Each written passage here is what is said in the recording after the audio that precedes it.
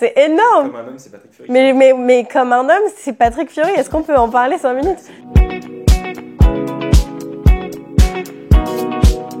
Aller de l'avant, dans la foule, dans le vent, perdu sans savoir où est un pour me guider. Je ne comprends plus ce monde inconnu au vent souffleux.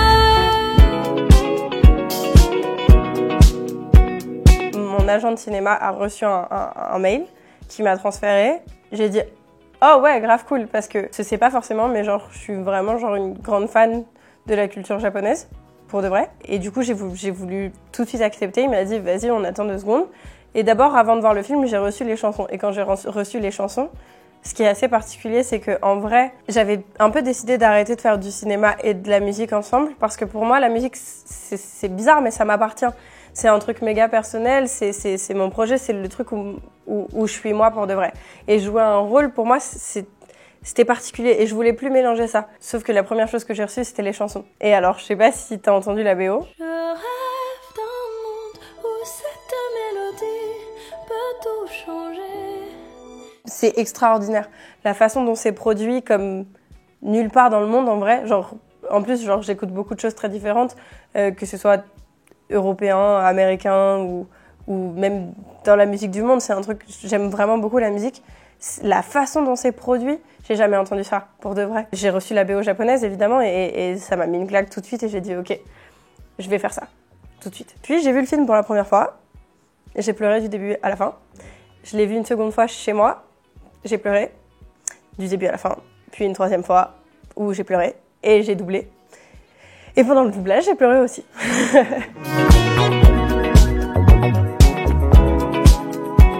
C'est une évidence, c'est la modernité. En plus de la modernité, ça apporte plusieurs messages qui sont assez différents de l'histoire originale, qui sont l'acceptation de soi, le développement personnel, et à la fois des mises en lumière de problématiques qu'on ne pouvait pas traiter à l'époque. Et aussi à l'époque de Disney. Hein.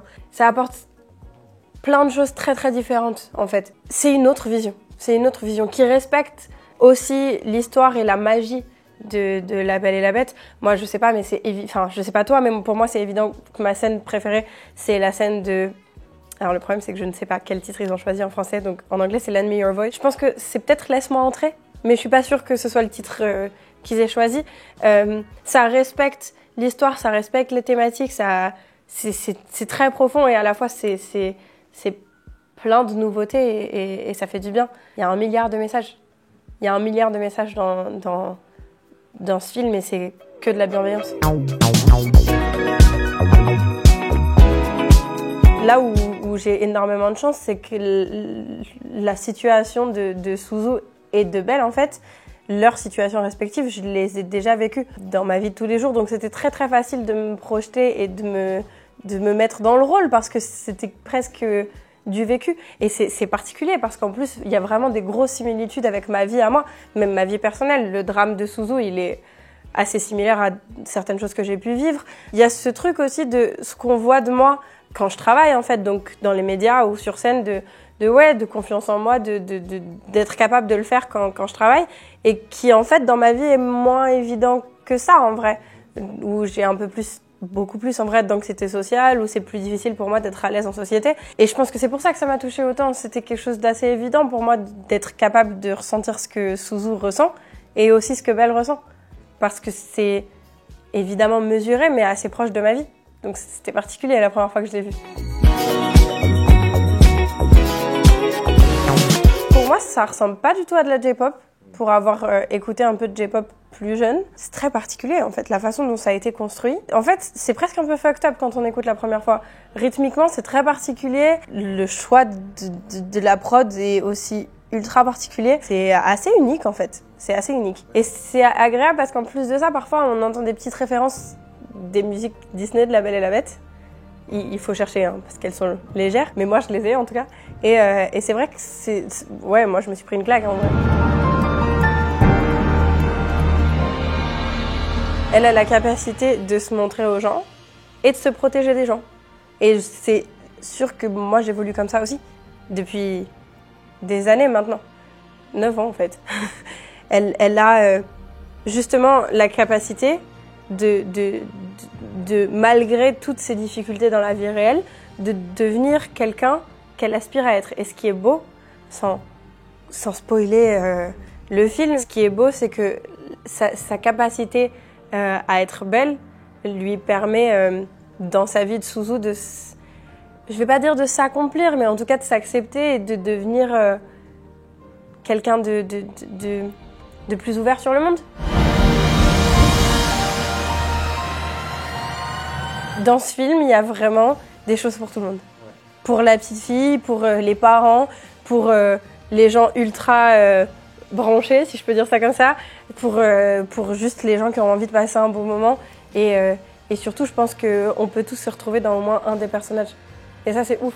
Parce que, en plus d'être tout ça, c'est un film humain. Et c'est ça, pour moi, qui fait de ce film un grand film. Tout à l'heure, on m'a dit... on m'a posé en interview, pourquoi est-ce que tu crois que Belle peut devenir un film culte ? Bah, c'est pour toutes ces raisons. C'est parce que ça peut toucher tout le monde pour plein de raisons différentes et que, en plus de ça, c'est vraiment quelque chose d'humain. Il doit avoir un beau chemin. En vrai, Hosoda, c'est un cinéma qui est, comme tu le disais tout à l'heure, en vrai vraiment plus cinéphile. Et oui, moi je suis quelqu'un de très... plutôt vraiment dans la pop et donc plutôt mainstream, enfin plutôt carrément mainstream, qu'on soit clair, et je suis très bien là-dedans, je suis très fière de ça. À la fois aujourd'hui, le terme mainstream, parfois il peut être un peu, ouais, complètement galvaudé, un peu jugé, mais en fait franchement, moi pour être genre, typiquement le pur produit mainstream, je suis très bien dedans et je trouve ça vraiment méga cool. Et ce que j'aime justement, c'est le mélange des choses. Ça, je pense que ça s'est entendu dans mes refs aussi. Si j'ai la possibilité de faire découvrir quelque chose d'aussi beau en vrai, parce que moi clairement c'est la claque je vais dire de mon année, mais en vrai d'un bon paquet d'années. C'est un film d'animation qui est extraordinaire, que ce soit d'un point de vue d'émotion ou de musique évidemment, ou de scénario, ou même, et là, de technicité. Moi je suis trop contente. Après, je sais que les gens ils vont pas se rendre compte de ça. On se prend dans l'histoire, évidemment, donc à la fois tant mieux. Mais moi, j'ai vu plus ou moins tout le travail que c'était.